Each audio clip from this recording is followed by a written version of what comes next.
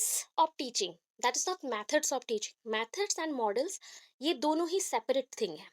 जब मॉडल्स का बात आए तो दैट मीन्स ये ना कुछ पॉइंट्स ऐसा है जैसे Glaser's basic model, computer based model और जस्ट लाइक प्रोजेक्ट मॉडल, तो ये इंपॉर्टेंट पार्ट है। इसके अंदर बहुत सारे टीएलएम यूज होते हैं, बहुत सारे मेथड्स यूज होते हैं।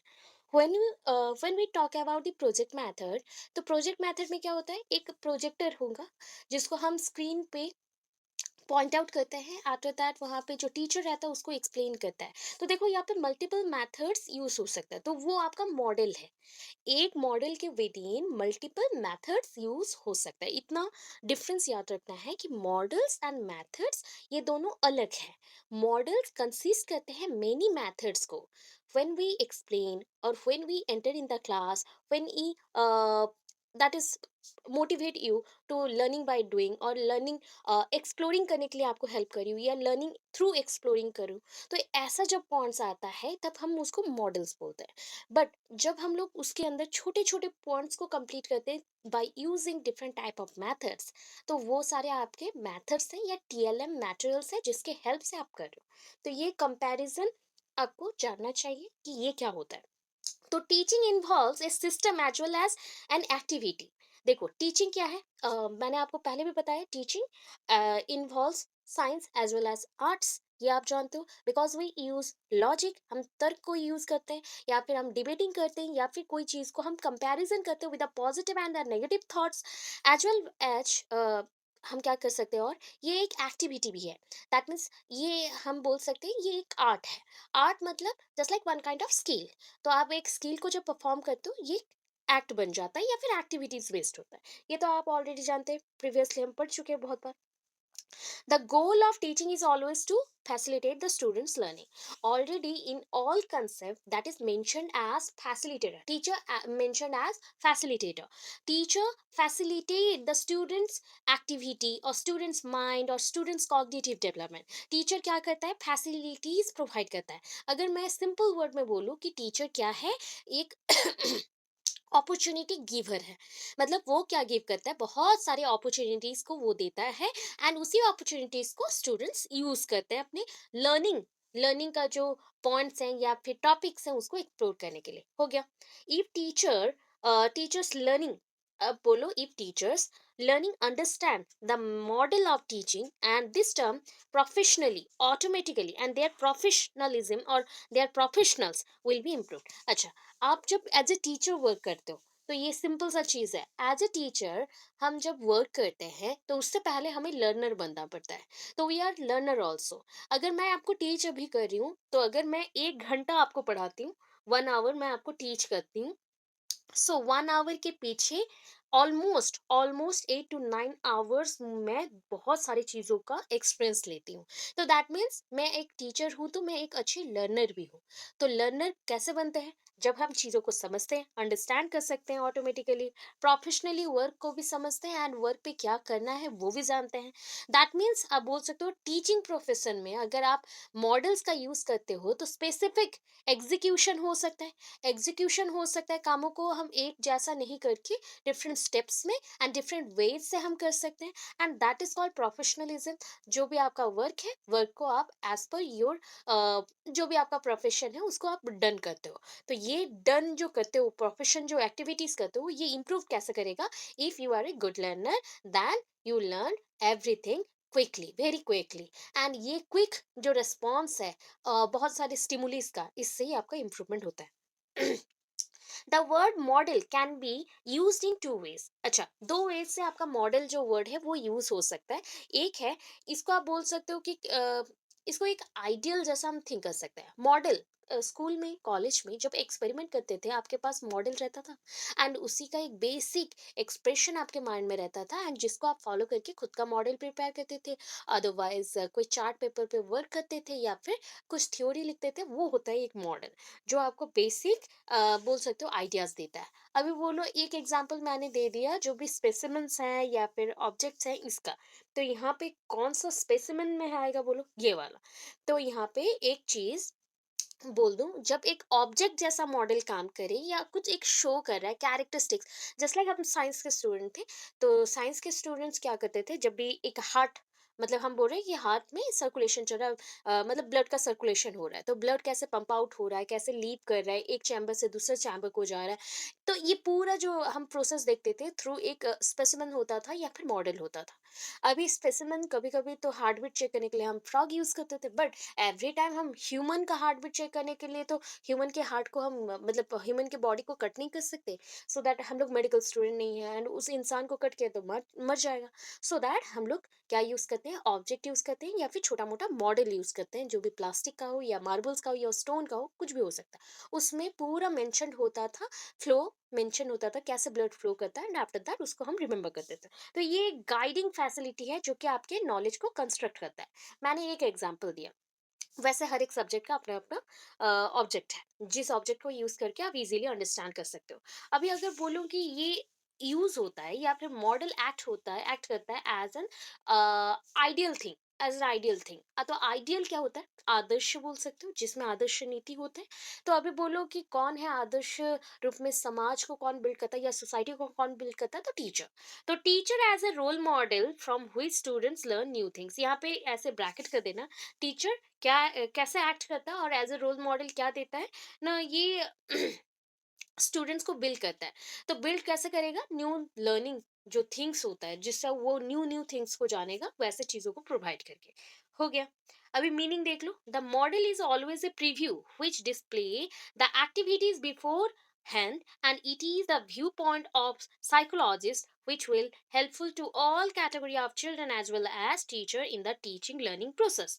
तो ये सिंपल सा ये चीज है कि लर्निंग या फिर जो टीचिंग है ये किस पे डिपेंड करता है, different type of activities, and उसको परफॉर्म करने के लिए वी नीड मॉडल।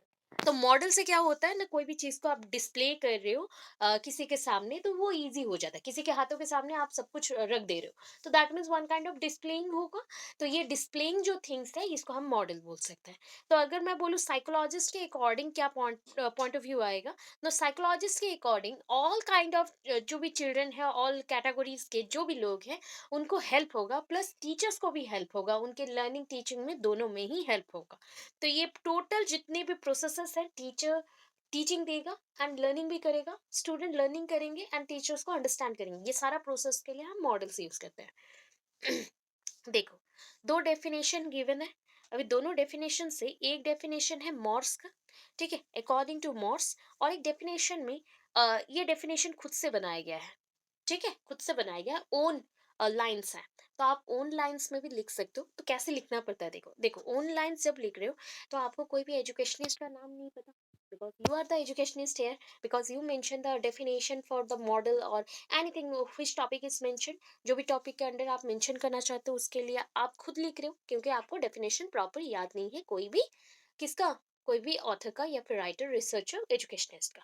तो आप क्या करेंगे, अकॉर्डिंग टू एजुकेशनिस्ट लिख सकते हैं। अदरवाइज आप यहाँ पे और क्या लिख सकते हैं, अकॉर्डिंग टू रिसर्चर। तो कोई एक ऐसा नाम लिखना, मेट्रिक दे रही हूँ, ऐसा नाम लिखो जो नाम इंडियन ना हो। समझ आया, इंडिया के जो भी रिसर्चर हैं, एजुकेशनिस्ट हैं, वो वेल नोन है, ठीक है, क्योंकि इनका नाम ही ऐसा रहता है, मतलब इंडियन नेम आप फटाफट जान लेते हो, है ना। बट अगर ब्रिटिश या फिर फॉरेन कंट्रीज के अगर एजुकेशनिस्ट का नाम बोला जाए तो इजीली वो रिकॉग्नाइज आप नहीं कर पाते। तो इसलिए कोई भी फॉरेन नाम ले सकते हो, छोटा सा कुछ भी एक ले लो, हो जाएगा। Okay, so according to educationist ऐसे ही लिखना है। ये model of teaching is a plan. Model of teaching क्या होता है ना, ये भी एक प्लानिंग का ही पार्ट है या फिर ये एक प्लान है that can be use to save the curriculum. Curriculum को बेसिक आपको पता है कि बच्चों का या फिर इवन मुझे भी, आप लोगों को भी होता होगा कि आपके बुक में अगर कलरफुल ये बुक्स होते, कलरफुल बुक्स होते हैं, बहुत सारे पिक्चर्स होते हैं, देन आपको बहुत इंटरेस्ट लगता है। एंड आपका जो लेटर साइज है, जस्ट लाइक बुक में लेटर साइज रहता है, वो अगर थोड़ा सा बड़ा हो और अच्छा लगता है पढ़ने के लिए। तो ये होता है आपका one kind of model also. ये model of teaching is a plan that can be use to shape curriculum. Curriculum को एक स्ट्रक्चर प्रोवाइड करने के लिए, सेपिंग प्रोवाइड करने के लिए यूज किया जाता है। And design instructional material etcetera to guide the instructions during the classroom study और क्लासरूम मैनेजमेंट। तो आप क्या कर सकते हो ना, बच्चों को जो पढ़ा रहे हो तो करिकुलम के थ्रू ही होगा। तो करिकुलम को हम डिज़ाइन कर सकते हैं, प्लानिंग में डाल सकते हैं हमारे मॉडल्स को। अदरवाइज़ हम क्या कर सकते हैं ना, इसको जब यूज़ कर रहे हो तो क्यों यूज़ कर रहे हो ना, हमारे करिकुलम को डिज़ाइनिंग करने के लिए या इंफ्रास्ट्रक्चर को, स्कूल के इंफ्रास्ट्रक्चर को डिज़ाइनिंग करने के लिए, जो भी मटेरियल्स है उसको डिज़ाइनिंग करने के लिए हम यूज़ करते हैं, सो दैट जो भी इंस्ट्रक्शंस इसके थ्रू गिवन हो वो इजीली मिले एंड क्लासरूम जो टीचिंग प्रोसेस है या स्टडी प्रोसेस है या मैनेजमेंट प्रोसेस हो इजीली हो जाए। अभी देखो, according to Morse, models are prescriptive. अच्छा, एक क्वेश्चन आया था, करिकुलम इज डिस्क्रिप्टिव और प्रेस्क्रिप्टिव। करिकुलम के बारे में थोड़ा बता चुकी हूँ। करिकुलम बिगर सेंस में यूज होता है ना। करिकुलम क्या होता है बिगर सेंस में, अभी करिकुलम वर्ड आया ना इसलिए बोल रही हूँ। करिकुलम क्या है, एक बिगर सेंस में यूज होता है। It contains many things just like syllabus, exam pattern और models of teaching, different type of TLM materials, teachers training and administration section, infrastructure, evaluation, etc. सब कुछ है इसके अंदर एंड को करिकुलर एक्टिविटीज ऑल्सो। तो अभी बोलो, जब करिकुलम आता है ये आपको एज ए होल, मतलब पूरा कंप्लीटली आप क्या करते हो, सारे बच्चों के ऊपर डिपेंड करके करते हो या अपने हिसाब से बनाते हो। देखो, अगर आप बोलोगे कि हम अपने हिसाब से बना रहे हैं, तो जो भी बुक्स है उसके अकॉर्डिंग हम डिस्क्राइब करेंगे। अगर है ज़ीरो करिकुलम है, प्लस करिकुलम है। अभी ज़ीरो करिकुलम सबके लिए यूज़ होता है। Zero curriculum that is not shown before to you, मतलब जो करिकुलम आपके सामने नहीं दिखता हो बट वो एग्जिस्ट करता है एजुकेशन सिस्टम में, उसको हम ज़ीरो करिकुलम बोलते हैं। बट जो करिकुलम आपको एक्स्ट्रा हेल्प करता है या बेनिफिशियल पॉइंट्स देता है, आपके लिए बेनिफिटेड होता है, तो उसको हम प्लस करिकुलम बोलते हैं। तो सोच लो, अगर एजुकेशन सेंटर्ड हो या फिर चाइल्ड सेंटर्ड हो, देन इसको हम बोलेंगे क्या, प्रेस्क्रिप्टिव। ठीक है, कोई भी अगर आपको क्वेश्चन पूछे कि करिकुलम इज व्हाट, डिस्क्रिप्टिव और प्रेस्क्रिप्टिव, तो आप याद रखना ये प्रेस्क्रिप्टिव है, नॉट डिस्क्रिप्टिव। ठीक है, तो इसके अकॉर्डिंग देख लो, यहाँ पे मेंशन है, अगर करिकुलम डिस्क्रिप्टिव नहीं प्रेस्क्रिप्टिव है, तो मॉडल्स भी क्या हो जाता है, हर एक सब्जेक्ट्स के लिए, हर एक सब्जेक्ट का हर एक टॉपिक के लिए मॉडल्स नहीं होते। हर एक टॉपिक के लिए मॉडल्स नहीं होते। ठीक है, कुछ कुछ ऐसा भी टॉपिक है जो कि नीड करता है पर्सनल एक्सप्लोरेशन और एक्सपेरिमेंटेशन प्रोसेस, और कुछ में सिर्फ मॉडल्स देख के भी हो जाता है। तो इस वजह से मॉडल्स भी क्या है, मॉडल्स आर प्रेस्क्रिप्टिव। प्रेस्क्राइब किया गया है, पेशेंट्स को जैसे डॉक्टर प्रेस्क्राइब करते हैं कुछ मेडिसिन रूल्स रेगुलेशंस, वैसे ये भी प्रेस्क्राइब किया गया है। आपके लिए जो सही है उतना ही आपको दिया जाएगा। ठीक है, prescriptive teaching strategies design to accomplish particular instruction goal. तो सोचो, एक अगर बच्चा है यहाँ पे जिसको मेंटल इश्यूज है, तो उसके अकॉर्डिंग हम क्या पढ़ाएंगे, उसके लिए कौन से मॉडल्स को यूज करें कि ताकि उसका जो भी नेगेटिव पॉइंट्स हैं या फिर उसके जो इश्यूज हैं वो सॉल्व आउट हो जाए। मतलब एक पर्टिकुलर इंस्ट्रक्शंस को फॉलो करने के लिए या फिर गोल को देने के लिए आप यूज करते हो मॉडल्स का। मैंने कुछ कुछ एग्जांपल्स दिया एंड आपको समझाया। अभी देखो, कैरेक्टर्स में चले जाओ, कैरेक्टरिस्टिक्स बोल लो, कैरेक्टर्स बोल लो, नेचर बोल लो, यही है। सो आपको पहला पॉइंट तो ये होगा कि स्पेसिफिक प्रोसीजर होगा। मॉडल्स में स्पेसिफिक प्रोसीजर है ना। Specification of the learning outcomes, देखो रिजल्ट्स भी हैं। ठीक है, मॉडल्स यूज करने के बाद आपको कितना समझ आया, बिना मॉडल्स के आप 10% समझते थे, मॉडल्स आने के बाद आपने 100% समझा। तो बेसिकली डिफरेंस है ना, 90% का डिफरेंस है। सो ये रिजल्ट्स भी अच्छा देता है। तो स्पेसिफिकेशन ऑफ लर्निंग आउटकम्स और results, then specification of environment, आप कौन से एनवायरनमेंट में कैसा मॉडल्स को यूज करेंगे, स्पेसिफाइड किया जाएगा। स्पेसिफिकेशन ऑफ ऑपरेशन, ऑपरेशन मतलब कोई भी एक्टिविटीज करना हो उसको आप ऑपरेशन मान सकते हो, उसके अकॉर्डिंग डिफरेंट मॉडल्स यूज होंगे। Then based on individual difference, लोगों के अकॉर्डिंग, मैंने अभी एग्जांपल दिया था, एक बच्चे को अगर लर्निंग डिफिकल्टीज है या मेंटल इश्यूज है, उसके लिए मॉडल डिफरेंट हम यूज कर सकते हैं, क्योंकि उसके लर्निंग का जो भी प्रोसेस है उसको थोड़ा सा मोटिवेट करने के लिए एंड उसके इश्यूज को सॉल्व करने के लिए। तो इसके अकॉर्डिंग क्या समझे, अगर ओवरऑली नॉर्मल स्टूडेंट्स हैं जिसका एवरेज आईक्यू है 90 से 110 के विद इन, देन इनके लिए हम नॉर्मल क्या यूज़ कर सकते हैं, नॉर्मल जो मॉडल्स हैं उसको यूज़ कर सकते हैं एज़ अ होल पूरे क्लासरूम के लिए। अगर यहाँ पे प्लस करिकुलम वाले बच्चे हैं जहाँ पे कि उनको एक्स्ट्रा नीड चाहिए, केयर चाहिए एंड एक्स्ट्रा चीज़ें चाहिए समझने के लिए, तो एक्स्ट्रा मॉडल्स उनके लिए हम सेपरेटली यूज़ कर सकते हैं। प्रोवाइड और अच्छा यहाँ पे देख लो, related to fundamental ideas of the student, ये क्या किससे रिलेटेड है, बच्चों के फंडामेंटल आइडियाज के साथ ये रिलेटेड होता है। And provide common language to discuss facets of instruction. अभी बोलो फैसेट क्या है। अच्छा, आपका अगर घर पे मल्टी स्टोरेड बिल्डिंग है, आपका घर या फिर आपके घर के पास आप देख रहे हो कि बहुत सारे ऐसे लेयर में एक के बाद एक घर का लेयर बना है, दैट मीन्स फ्लोर्स है। तो floor one, floor two, ground floor one, floor two, floor three, ऐसे करके बहुत सारे हैं। इसको क्या बोलते हो, मल्टी फैसेटेड और मल्टी स्टोरेड, मतलब मल्टी चैम्बर्ड, मल्टीपल्स यहाँ पे है। ठीक है। सो देखो, इंस्ट्रक्शंस का जो मल्टीपल पॉइंट्स है ये डिस्कस करने में कॉमन लैंग्वेज प्रोवाइड करता है। मॉडल्स का कोई भी लैंग्वेज नहीं होता, मॉडल्स का कोई भी लैंग्वेज नहीं होता। अच्छा, आप कंप्यूटर यूज करते हो तो बेसिकली कंप्यूटर के विद इन लैंग्वेज आप सेट करोगे, सेटिंग्स में जाके तो लैंग्वेज यूज कर सकते हो। अगर वो अलग सा लैंग्वेज हो जो उसमें लैंग्वेज मेंशन नहीं है उससे अलग है, तो आपको अगेन डाउनलोड करना पड़ता है कुछ चीज। अदरवाइज अगर नॉर्मली आपको सिर्फ कंप्यूटर दिया जाए, तो सबको कंप्यूटर एज ए मॉडल दिया गया, तो सब बेसिकली क्या बोलेंगे, ये कंप्यूटर है और कुछ एक्स्ट्रा नहीं होगा। तो दैट मीन्स ये कॉमन चीज दे रहा है, कॉमन लैंग्वेज प्रोवाइड कर रहा है, उसको समझने के लिए कोई एक्स्ट्रा लैंग्वेज नहीं चाहिए। Role of teacher is very important here because he maintained all the facilities or opportunities for the students and give all the aspects of knowledge। ठीक है। related to individual questions also।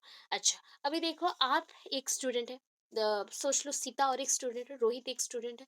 अभी सबका एक जो अंदर में क्या होता है, मेंटली एक्टिविटीज होते हैं, उसके अकॉर्डिंग जो स्टिमुलस के रिएक्शंस होते हैं उसके अकॉर्डिंग आप बहुत सारी चीजें पूछते हो। अभी सबका क्वेश्चन सेम होता है क्या, पूछने का स्टाइल अलग है, क्वेश्चंस अलग है एंड समझने का लेवल भी अलग है, तो उसके अकॉर्डिंग इंडिविजुअल क्वेश्चंस किससे क्वेश्चन से ये रिलेटेड है। कैरेक्टरिस्टिक्स हो गया, अभी इसको मैंने समझा दिया कैसे क्या एक्वायर करना है। एनवायरमेंट ना सबसे इंपॉर्टेंट चीज है, बिकॉज ना एनवायरमेंट आपको ग्रोथ से लेके गाइडेंस तक सब कुछ करता है। एनवायरमेंट आपका ग्रोथ से लेके गाइडेंस तक सब कुछ करता है। अगर आप बोलोगे मैम आप एनवायरमेंट का नाम क्यों नहीं यूज हुआ, जब भी बच्चे का प्रॉपर ग्रोथ करना है तो बच्चे को ओपन कर दो, दैट मीन्स उसको एनवायरमेंट में छोड़ो। जब वो एनवायरमेंट में जाएगा बहुत सारे वर्ल्डली थिंग्स को वो एक्सप्लोर करेगा। आफ्टर दैट इसमें वो क्या-क्या देख सकता है, प्रॉपर डाइट कैसे लेना है, स्लीप कैसे करना है, गाइडेंस क्या लेना है, सोसाइटी में क्या चल रहे हैं, प्रॉपर स्टडी कैसे करना है, गुड फैमिली कैसे बनना है, या फिर सब कुछ जो-जो चीज़ें एक बच्चे को करना चाहिए अपने फैमिली के लिए, अपने लिए और अपने सराउंडिंग के लिए, वो सब कुछ यहाँ से सीखेगा। तो ये सारा हो गया, समझ गए। रिलेटेड टू क्वेश्चन अभी बोला था, समझाया भी। Related to fundamental ideas of studies, ये फंडामेंटल आईक्यू बेस्ड होता है, सबके आईक्यूज़ अलग है, तो उसके बेसिस पे वो क्वेश्चन पूछते हैं, एक्सप्लेन करते हैं और प्रॉब्लम्स को सॉल्व करते हैं। देन देखो, यूज ऑफ कॉमन लैंग्वेज अभी समझाया था। मॉडल्स क्या प्रोवाइड करता है, आपको पर्टिकुलर एक मीडियम ऑफ लैंग्वेज देता है, मीडियम ऑफ लैंग्वेज देता है जिसके थ्रू आप इंस्ट्रक्शन प्रोवाइड कर सकते हो एंड इजीली सारे प्रॉब्लम सॉल्व हो जाता है। रोल ऑफ टीचर क्या है, एक टीचर कैसे होना चाहिए। फर्स्ट ऑफ ऑल ये चीज तो पढ़ चुके हो, teacher act as a facilitator. Teacher कैसे एक्ट करता है, एक फैसिलिटेटर जैसा एक्ट करता है।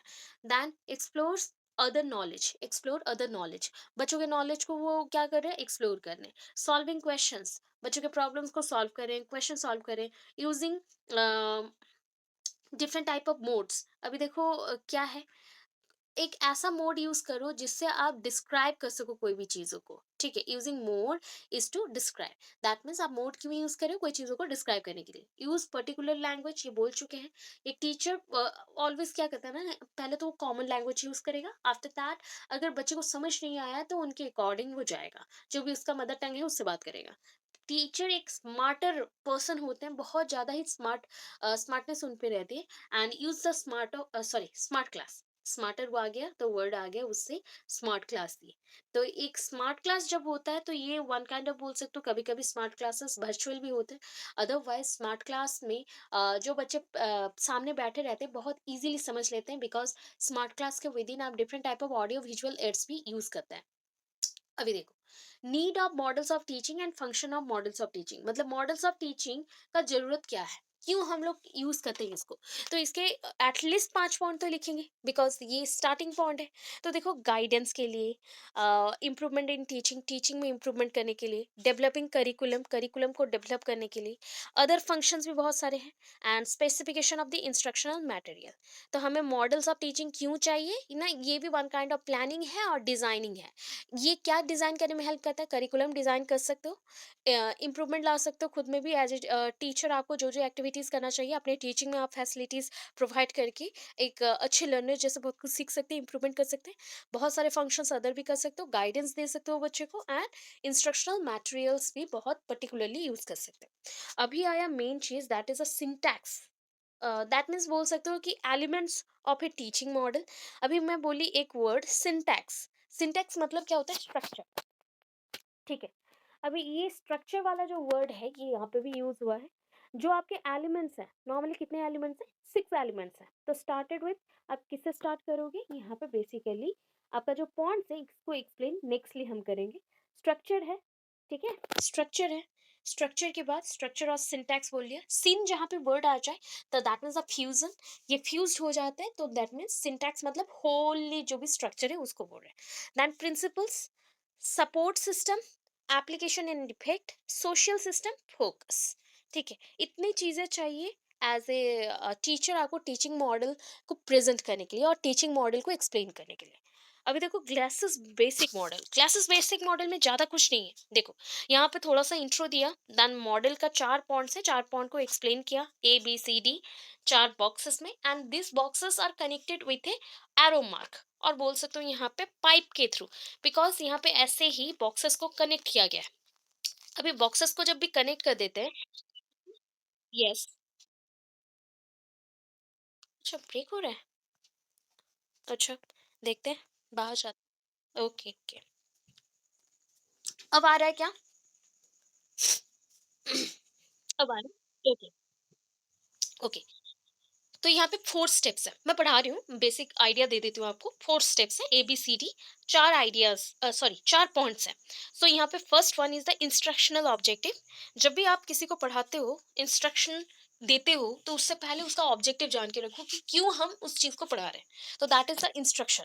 जैसे कि मुझे आपको पढ़ाना है, तो मैं स्टार्टिंग क्या करती हूँ कि आज के क्लास में हम लोग ये पढ़ेंगे, that means these are the instructions, मुझे इस इंस्ट्रक्शंस को आज फॉलो करना है एंड कंप्लीट करना है। एंड आपको ये मैंने प्रेस्क्राइब किया कि इन बच्चों के लिए आज के काम है कि ये सब कंप्लीट करना है। तो इंस्ट्रक्शनल ऑब्जेक्टिव्स है। Then entering behaviour of the um, students. तो स्टूडेंट्स का एंटरिंग बिहेवियर बहुत इंपॉर्टेंट होता है। After that instructional procedure. अभी देखो, प्रोसीजियर भी बहुत इंपॉर्टेंट है। एक इंस्ट्रक्शंस को अगर फॉलो अप करना है तो कैसे करना है, या कैसे बोलना है, कैसे एक्सप्लेन करना है, एलैबोरेट करना है, इसके लिए ये प्रोसीजर चाहिए। After that last one, performance assessment, मतलब वन काइंड ऑफ बोल सकते हो यहाँ पे जजिंग हो रहा है, फीडबैक दे रहे हैं, तो ये इवैल्यूएशन प्रोसीजर जैसा हो गया। ये 4 स्टेप में ग्लासेस बेसिक मॉडल एंड होता है। तो ग्लासेस बेसिक मॉडल का तो ये हो गया। देखो यहाँ पे थोड़े थोड़े पॉइंट्स में मैं आपको एक्सप्लेन करूंगी। आप बोलोगे डायग्राम ऐसा है, तो आप लोग जब एग्जाम के कॉपी में बनाओ तो थोड़ा सा बड़ा बनाना। मेरे हैंड राइटिंग यहाँ पे थोड़े से छोटे हैं, तो आप लोगों को मैं हमेशा बोलती हूँ थोड़ा बड़ा बनाना, क्लियर बनाना, ठीक है। तो ऐसे डायग्राम्स देते जाना, बहुत इंटरेस्टिंग बनता है एंड कॉपी देखने में अच्छा लगता है, ठीक है। आपको फटाफट से आप बल्ब भी बना सकते हो, एग भी बना सकते हो, फुटबॉल भी बना सकते हो, क्रिकेट बैट भी बना सकते हो, जो भी इजीली जो डायग्राम्स हो जाए उसके साइड साइड में आप फटाफट से क्या कर लो कि जो भी पॉइंट्स मैं डिस्क्राइब कर रही हूँ तो उसको आप मेंशन कर सकते हो, ऐसे टाइप का। तो यहाँ पे ना जो भी इंस्ट्रक्शनल ऑब्जेक्टिव्स है, ब्लूम्स टेक्सोनॉमी उससे बहुत सारा पॉइंट्स लेता है, मतलब ब्लूम्स टेक्सोनॉमी से वो बहुत सारा पॉइंट्स लेता है। तो इसके ऊपर आपका सारे पॉइंट्स आते हैं, जस्ट लाइक आपका knowledge, comprehension, then application, analysis, synthesis, evaluation. इसका मैं पॉइंट बताऊंगी। देन ये सारे पॉइंट्स के बाद ये एंड हो जाएगा। तो अगर सपोज आ गया ग्लेसेस बेसिक मॉडल, तो एज अ शॉर्ट क्वेश्चन देखो, ग्लेसेस बेसिक मॉडल 4 पेज का है, हो गया। बट हम कहाँ पे मेंशन करें, ये सारे पॉइंट्स को हम मेंशन कर रहे हैं, सारे पॉइंट्स को हम मेंशन कर रहे हैं, तो ऑलमोस्ट कितने पेजेस हो गए अभी, देखो 1, ये आ गया 2, ये 3, ये देखो 4, ये 5, देन वो 4 पेज। टोटल हो गए 9 पेज। मैंने बोला था एक एक पिक्चर में दो दो पेजेस पे आएंगे, तो उसके अकॉर्डिंग आपके अगर हैंड राइटिंग के अकॉर्डिंग लिखते हो, अगर छोटा और भी है या बड़ा और भी है, उसके अकॉर्डिंग 8 से 9 पेज में ही कंप्लीट होगा ये आंसर। ठीक है, सो स्टार्ट करते हैं ग्लेसर्स बेसिक मॉडल। तो basic teaching model was developed by basic teaching model was developed by R Glaser. ठीक है, आर ग्लेसर। तो R Glaser in the year 1962। तो आपको इजी होगा कि आफ्टर इंडिपेंडेंस है, not before independence, after independence. तो after independence Glaser's basic model discover हुआ था 1962 में। It is termed as basic. ये बेसिक क्यों है? बिकॉज ये रिलेशनशिप को बता रहा है कि बेसिक जो रिलेशनशिप है between the teacher and the, sorry, between teaching and the learning, learning and teaching के विद इन जो बेसिक एक रिलेशन है उसको बताने को ट्राई कर रहा है। तो that's why it is called basic, इसलिए इसको हम बेसिक बोल रहे हैं। इट क्रिएट्स बेस, ये बेस बना रहा है। ठीक है, तो it is based on the basic principle of psychology. Humans का कौन सा साइकोलॉजी यहाँ पे काम आएगा? साइकोलॉजी मतलब आपका दिमाग।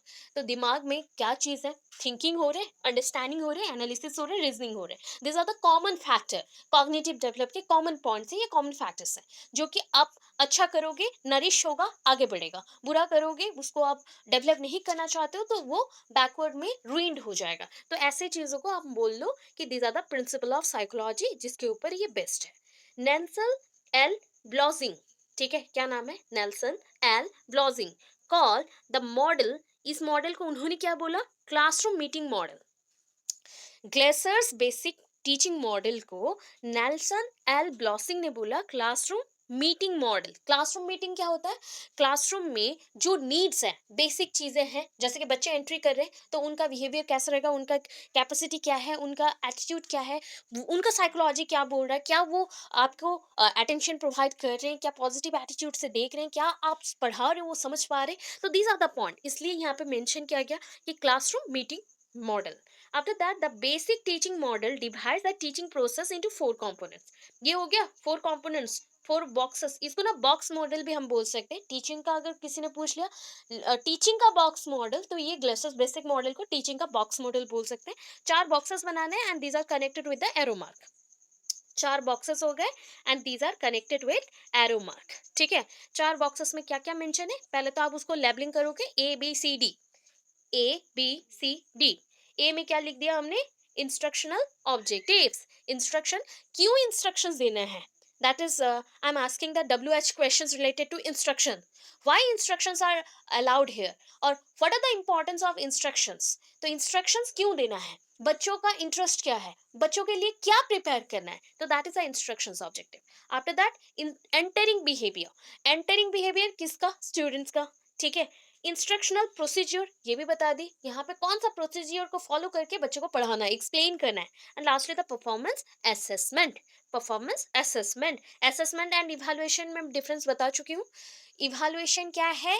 वन काइंड ऑफ, आप बोल सकते हो, मार्किंग करना, ग्रेडिंग करना, एंड इससे आप बच्चों को उनका परफॉर्मेंस जो आप चेक कर रहे हो कोई एक पर्टिकुलर सब्जेक्ट के बेसिस पे उसको एनालिसिस कर सकते हो, that is called evaluation. But अगर मैं बोलूँ आपका असेसमेंट, तो assessment is based on evaluation and ये डिपेंड करता है इवैल्यूएशन के ऊपर। एंड असेसमेंट में जो भी आप चेक करते हो that means it is for the judgement basis और द फीडबैक प्रोसेस, जिसके थ्रू बच्चों को आप ग्रेडेशन दे सकते हो। दैट मीन्स आप एक स्टैंडर्ड से दूसरे स्टैंडर्ड को प्रोमोट कर सकते हो। तो ये होता है बेसिक डिफरेंस। तो above diagram represent the basic teaching model.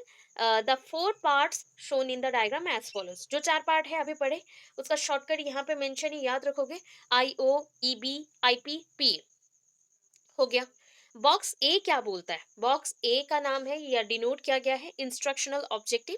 Box B denote entering behaviour, box C denote instructional procedure and box D denote performance assessment. हो गया कंप्लीट। अभी नेक्स्ट ये 4 पॉइंट्स के बाद हमने क्या क्या पढ़ा? बॉक्स ए को हमने बोल दिया इंस्ट्रक्शनल ऑब्जेक्टिव। याद रखना सीक्वेंस चेंज नहीं करोगे, ABCD जो है उसी का रहेगा। तो बॉक्स ए जब डिनोट कर रहे हो instructional objective, that means the first box ये हो गया। बॉक्स बी में आपने एंटरिंग बिहेवियर रखा, थर्ड में आपने बॉक्स सी में क्या रखा? इंस्ट्रक्शनल प्रोसीजर, बॉक्स डी में आपने रख लिया परफॉर्मेंस असेसमेंट। अभी इसको कनेक्टेड किसके थ्रू करोगे? That is through arrow mark. And आपने क्या किया? जो भी इवेंट्स हैं, सोच लो 4 बॉक्सेस है, 4 इवेंट्स है। 4 बॉक्सेस हैं, दैट मीन्स 4 इवेंट्स यहाँ पे परफॉर्म्ड होंगे, तो उसको हम सीक्वेंस कर लेते हैं। सीक्वेंस 1 2 3 4, इसलिए बोला बॉक्सेस को चेंज नहीं करना है, आगे पीछे नहीं करना है, जो सीक्वेंस में है उसी सीक्वेंस में देना है।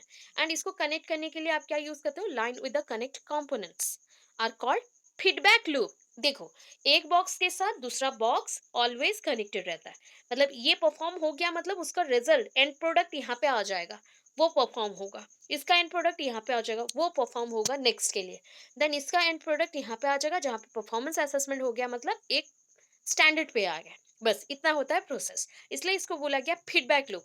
एवरी पॉइंट पे आपको बेटर करना है, आपको फीडबैक मिल रहा है कि आपको और बेटर करना है, आपको आगे बढ़ना है, ठीक है।